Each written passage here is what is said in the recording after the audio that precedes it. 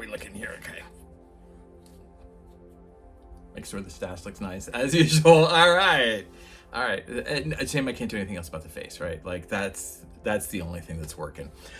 All right. So this is Unscripted once again with E.H. Howard, and this is kind of where I talk about things that are important to small businesses, that are relevant to what we do, but don't necessarily always get talked about. I feel like I should adjust that light because it's reflecting on my glasses, but that's okay. We'll deal with it. We've talked a lot about some crazy things that are outside the parameters of what normally we have to deal with as far as stress and anxiety in our businesses. And today I wanted to talk about one that kind of, it's been floating around for a while, and it's this notion that somehow, somewhere in some mythical time, some mythical place, maybe like Earth 3 or something, I don't know. There was this golden age of American small business. All right. Now, I tap into that and I can buy into that, but what I do is slightly different. So let me explain. All right.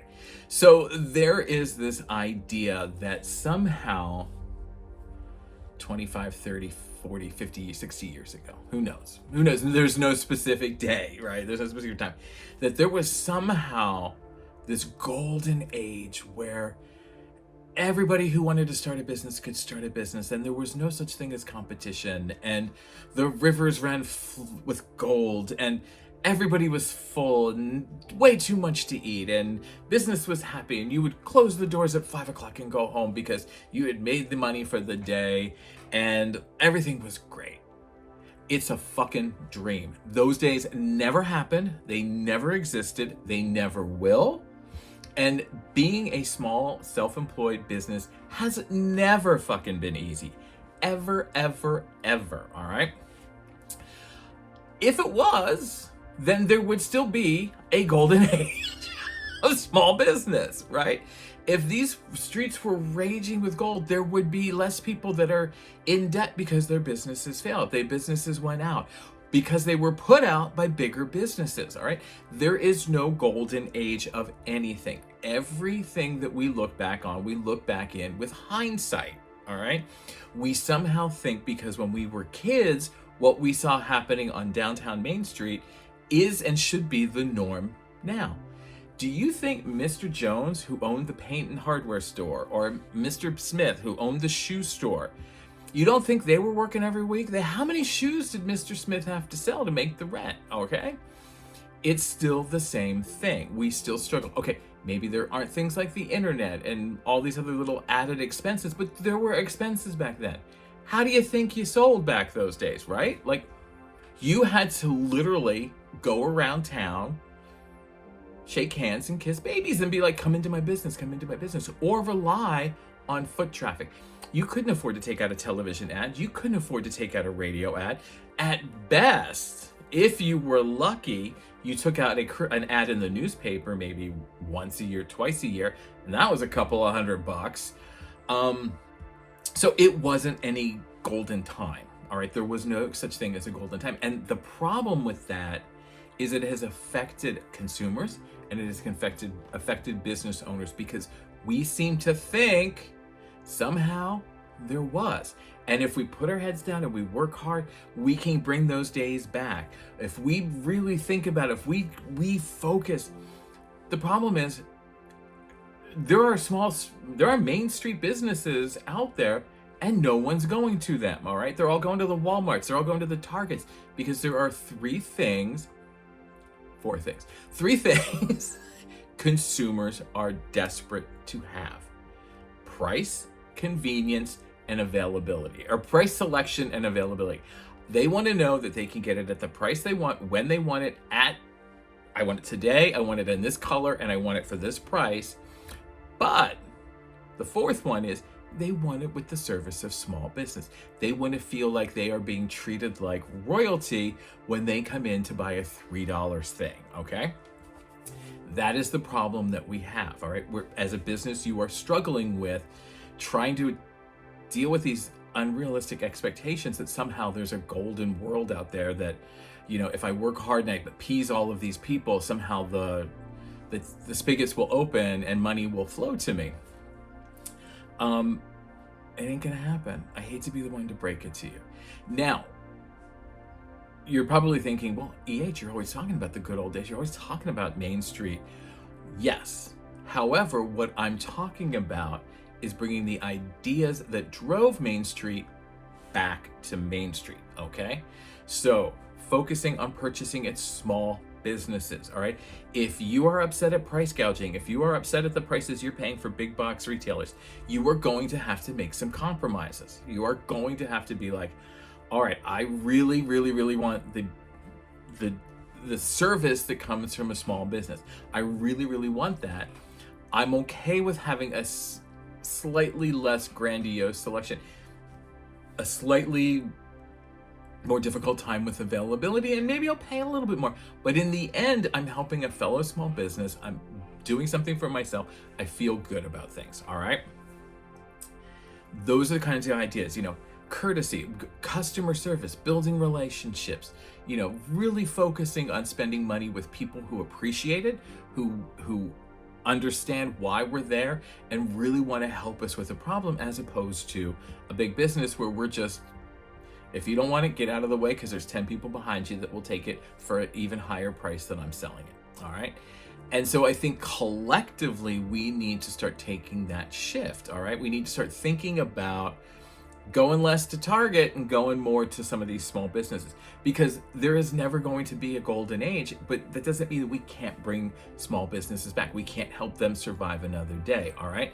If your local Walmart shuts down, that's going to devastate the employees that work there and the community that works there, all right? Walmart will be fine. Walmart isn't going to have a problem, all right? However, a small business, when it shuts down, you just can't walk away from it. Like, all right, I'm done, keep everything. I can start fresh tomorrow. No, you got debt. If you can even get out of the lease, you're lucky. You got all kinds of bills and everything. Everybody's still coming out with you. And in 9 cases out of 10, you may have to declare bankruptcy. And so then that becomes an even bigger struggle to get back up on your feet. So when a small business fails, it is a horrible, horrible thing, all right? When a big business fails, it's a horrible thing. But the business is going to be fine. They're going to move on. Yeah, I don't give two shits. The people that work there are going to be screwed. But we that's a different set of screws, for lack of a better word. All right. But that's what I'm talking about with we need to start focusing, bringing back, making the conscious choice to go to a small business, to purchase from a small business, even if it's going to cost us just a little bit more. There are benefits to it.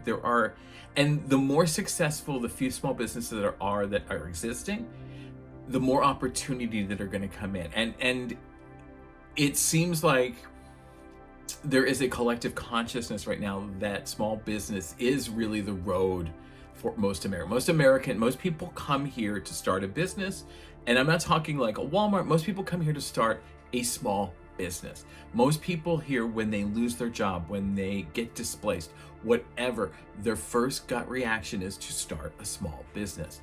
And we need to make sure that yes, that's a great reaction, because we are going to be here to help you. We are going to be here to support you. We are going to be here to make sure that you are successful. So I think where I'm going with all of this is, as collectively as a group, we need to make the choice, the decision that we are going to support any new small businesses that open. End of story. We're going to reduce our reliance on Walmart and Kmart and Amazon and all of that, and we're going to start focusing more on, yes, and I know I'm an Amazon whore myself, because there are days where I'm like, I need this, and I don't really feel like driving 20 miles, 10 miles to get it. I can just order it on Amazon and it'll be here in a couple hours. I mean, I know, hey, I'm just as bad. So I'm making that commitment with you that I am really, really, really gonna, I focus a lot on small business. I'm pretty much out there shopping as much as I can, but the landscape is pretty empty. There's not a lot of small business. For example, and I use this a lot, the thing that I purchase most from Amazon is office supplies. because there is not an office supply. Anaheim is like one of the biggest cities in California, okay? Like, we are a huge ass city. We are a city. You would know it because we're kind of this way. It's not the cities that I'm used to, but it's a city. There is not a fucking office supply store within maybe 10 miles, all right? Which means, and the one that is close, which is like Fullerton, they rarely have anything in the store. It's like, every time I go in, I'm like, are you guys going out of business? Because like, you don't have anything. So ordering it on Amazon, I know they've got it. It's going to be delivered, and I know I don't have to go out of my way. But the primary one is that they got it, because there's nothing more frustrating, right, than going someplace and it's not there. I'm on a tangent again, but those are the things we need to make commitments to. So somebody please, back to the other tangent, please open an office supply store in Anaheim, please. And felt tip pens. I need felt tip pens. So yeah, I will be your number one purchaser. So that's it. We just need to make a commitment to going back and purchasing from small business. And if we do, hopefully there'll be more, and we can just maybe kind of get close to what a golden age was. Who knows? All right, so now it's time for the portion of our show. I always say show, but it's a show. I'm a showman, what can I say? I'm no P.T. Barnum, but... All right, today's letter this one isn't necessarily a fan. I don't think so. Let's find out. All right, so it starts out, yo, bro. Never a good sign, right? Like, never a good sign. All right, you act like we all have so much free time on our hands that we should just be turning out videos right and left. Maybe. I don't have time for that. I have mouths to feed, bills to pay, and I'm barely making ends meet as is. And you expect me to add more to this? Angry for no reason, Chad K in Pacoima. Okay, Chad, let's talk a second, all right? Here's the thing. I get it. Yeah, everybody's busy. No one has free time to add on to things. However, as a small business, as any business, at some point in your day, in your week, you must be marketing and selling to somebody. All right, you got to be out there. The phone ain't gonna ring just because you're a charming mother. And I used to say this all the time to students. Like, they didn't want to go to networking events. They didn't want to do anything to promote their business. They were just like, I feel like they thought like, well, if I just put a sign out on the door, somehow magically everybody for 50 miles will know I'm here and the phone will ring off the hook. That is never going to happen. That's not a way the world runs. That's not the way the world works. You need to be out there hustling, all right?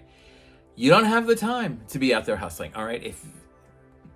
Back when I was doing networking, like hardcore networking, right before the pandemic, I was everywhere. I mean, there was out every night networking, because I took it as this is my sales thing. I would find an event somewhere, I would go, I would join groups, I would, I was hardcore out there, and it got to be very expensive. It got to be a lot of work, and I didn't get very much return on that investment, all right? During the pandemic, I figured out I can talk to the people that I need to talk to right here. If they want to listen to me, they can listen to me. If they don't want to listen to me, they can click off. Bye. See ya. Bye, Felicia. But this is my best way to access a huge portion of people that may or may not know about me, may or may not live in my area, because my business and the business that I had at the time, the design office, was not predicated on I wasn't a brick and mortar place where I needed to be here and people needed to come here. My business was the kind of business that I could design for somebody in New York. I could design for somebody in Washington. So why wouldn't I use this as a medium? All right. Why wouldn't I talk to people through the camera? And it's the same thing for almost every business. Even if you're locally, just geotag it so that people know you're local. Small mom and pop places, you take 10 minutes on your phone, make a quick, hey, just wanted to let you know we got this new stuff in the store. Come on down. Start building those relationships. It takes, I actually kind of like making content, so for me, it's kind of fun. And it is, it really can be fun. But taking a half an hour to make a quick little, hey there, we're doing this video, can get you in front of so many more people. And it can really grow your business in ways you didn't even imagine because more people are seeing it. You're out there, TikTok and Instagram and all of these, you're talking to thousands of people at once. Thousands and thousands and thousands of people. Why?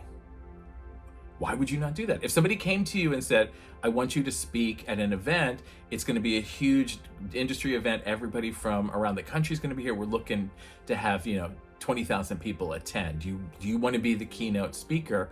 Would you say, well, not really, because, I would just work locally and like all my people are. No, you would fucking jump at that. You would jump at that in no time at all. And it's the same thing here. Every day, you can be your own keynote speaker. That's what I pretend.